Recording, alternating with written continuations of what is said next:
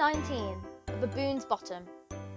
Maybe your headmaster is having a midlife crisis, pronounced Raj, stopping off at the newsagent's shop at the way home from school. Joe told Raj about the curious events of the day. Mr. Dust is about 100.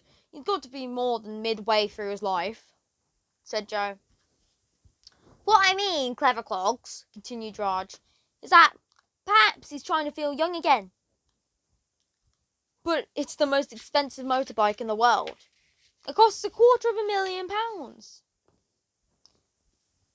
He's a teacher, not a footballer. How could he afford it? Proclaimed Joe. I dunno. I'm no detective like Miss Marbles or the great Shylock Holmes, said Raj, before looking around his shop and lowering his voice to a whisper.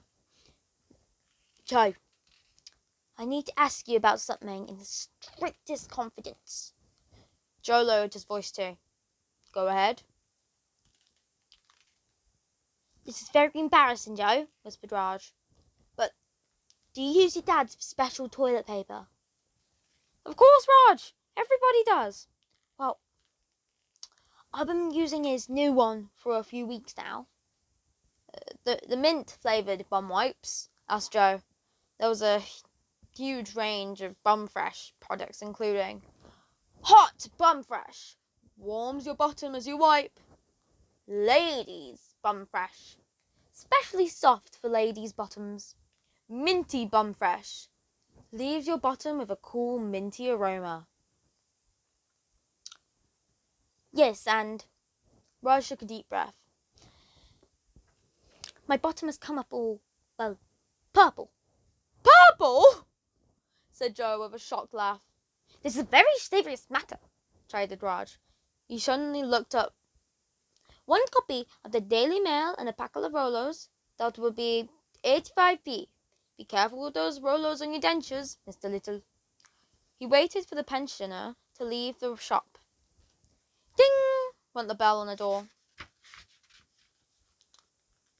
I didn't see him there. He must have been lurking behind the quavers, said Raj, a little shaken at what the pensioner might have heard. You're joking, aren't you, Raj? Said Joe, with a quizzical smile. I'm dead serious, Joe, said Raj gravely. Show me then, said Joe. I can't show you my bottom, Joe. We've only just met, exclaimed Raj. But let me draw you a simple graph. A graph, asked Joe. Be patient, Joe. As the boy looked on, Raj grabbed some paper and pens and drew the simple graph. Purpleness. Raj's bottom. Clingdon blood. Purple Heart medal. Purple Rain by Prince. Purple paint. Aubergine. Wow! That is purple, said Joe, studying the graph. Is it painful? It is a little sore. Have you seen a doctor? Asked Joe. Yes, and he said he had seen hundreds of people in the local area with brightly coloured bottoms. Oh no, said Joe. Maybe I will have to have a bum transplant. Joe couldn't help but laugh. A bum transplant? Yes, this isn't a laughing matter, Joe, chided Raj. There was hurt in his eyes, that his bottom had become the subject of mockery. No, sorry, said Joe, still giggling. I think I'll have to stop using your dad's new Bum Fresh wipes and go back to the shiny white my wife used to buy. I'm sure it isn't the bum wipes, said Joe. What else could it be? Look, Raj, I better go, said Joe. I have invited my girlfriend over later. Ooh, girlfriend is it now? The pretty girl you came in with and I sold you the ice lollies, said the newsagent brightly. Yes, that's her, said Joe shyly. Well, I don't know if she really is my girlfriend, but we've been spending lots of time together. Well, have a lovely evening. Thanks. Arriving at the door, Joe turned back to the newsagent. He couldn't help himself. Oh, by the way, Raj, Good luck with the bum transplant. Thank you, my friend. I hope they can find one big enough. Joe laughed. Out of my shop! Out! Out! Said Raj. Ding! Cheeky boy, muttered the newsagent with a smile, as he rearranged his curly whirlies. Chapter 20. A beach ball rolled in hair. Bumfresh towers pulsated with music. Coloured lights spun in every room. Hundreds of people swarmed around the house. This was a party that was going to get complaints about the noise from people in Sweden. Joe had no idea that there was a party at the house tonight. Dad hadn't mentioned anything at breakfast, and Joe had invited Lauren over for dinner. As it was Friday night, they could stay up late too. Oh, it's going to be perfect. Maybe tonight they might even kiss. Sorry, I had no idea about all of this, said Joe, as they approached the giant stone steps at the front of the house. It's cool! I love a party, replied Lauren. As darkness fell and strangers tumbled out of the house, clutching bottles of champagne, Joe took Lauren's hand and led her through the huge oak front door. Wow! This is some house, shouted Lauren over the music. What? Said Joe. Lauren put her mouth to Joe's ear so he could be heard. I said, wow, this is some house. But Joe still couldn't really hear. Feeling the heat of her breath so close to him was so exhilarating, he stopped listening for a moment. Thank you! Shouted Joe, back into Lauren's ear. Her skin smelt sweet, like honey. Joe searched all over the house for his dad. It was impossible to find him. Every room was oozing with people. Joe didn't recognize a single one of them. Who on earth were they all? Guzzling cocktails and gobbling finger food was like there was no tomorrow. Being short, Joe really found it hard to see over them. His dad wasn't in the snooker room. He wasn't in the dining room. He wasn't in the massage room. He wasn't in the library. He wasn't in the other dining room. He wasn't in his bedroom. He wasn't in the reptile house. Let's try the pool room, shouted Joe in Lauren's ear. You've got a pool? Cool, she shouted back.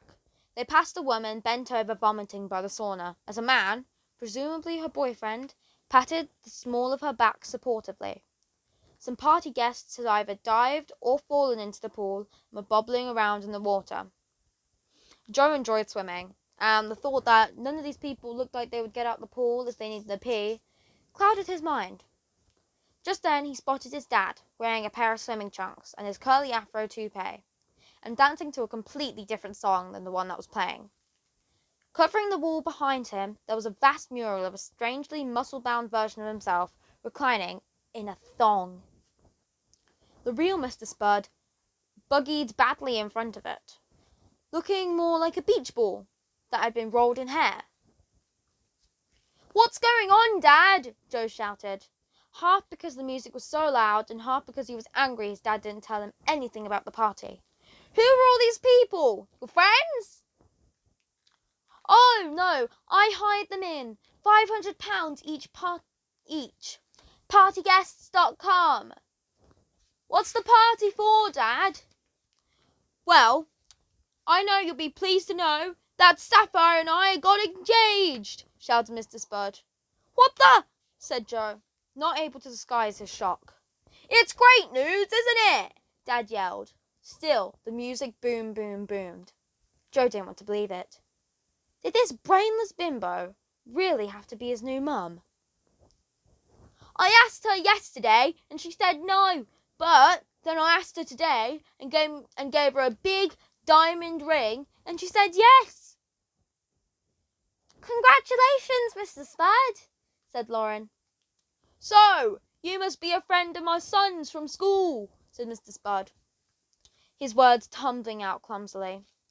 That's right, Mr. Spud, replied Lauren. Call me Len, please, said Mr. Spud with a smile. And you must meet Sapphire. Sapphire! He shouted. Sapphire tottered around in her shocking yellow high heels and even more shocking yellow mini dress. Would you show Joe's friend the engagement ring, my gorgeous lady love of all time? 20 million quid just for the diamond. Joe spied the diamond on his soon-to-be stepmother's finger. It was the size of a small bungalow. Her left arm was dangling lower than the right with the weight of it. It's so heavy, I can't lift my hand, but if you bend down, you can see it, said Sapphire. Lauren stepped closer to get a better look. Haven't I seen you somewhere before? Sapphire asked. Mr. Spud leaped in. No, you haven't, my one true love. Yes, I have, said Sapphire. No, my angel cake. Oh my God, I know where I seen ya. I said, shut it, my chocolate-sprinkled princess, said Mr. Spud. You done that ad for Pot Noodle, Sapphire exclaimed. Joe turned to Lauren, who looked at the floor. It's well good. You know the one, Joe, continued Sapphire. For the new sweet and sour flavour. The one where she has to do karate to stop people from nicking it. You are an actress, spluttered Joe. The advert was coming back into focus in his mind. Her hair was a different colour, and she wasn't wearing an all-in-one yellow catsuit, but it was Lauren all right. I'd better go, said Lauren. And did you lie about having a boyfriend too? Demanded Joe. Goodbye, Joe, said Lauren before weaving past the guests in the pool room as she ran off. Lauren! Shouted Joe after her. Let her go, son, said Mr. Spud sadly. But Joe raced after her and caught up with her just as she reached the stone steps. He grabbed her arm, harder than he had anticipated, and turned around. She had turned around in pain. Ow! Why did you lie to me? Joe stammered. Just forget it, Joe, said Lauren. She suddenly seemed a different person. Her voice was more posh now, her face less kind. The twinkle in her eye had definitely gone, and the glow around her had turned into a shadow. You don't want to know. Don't want to know what?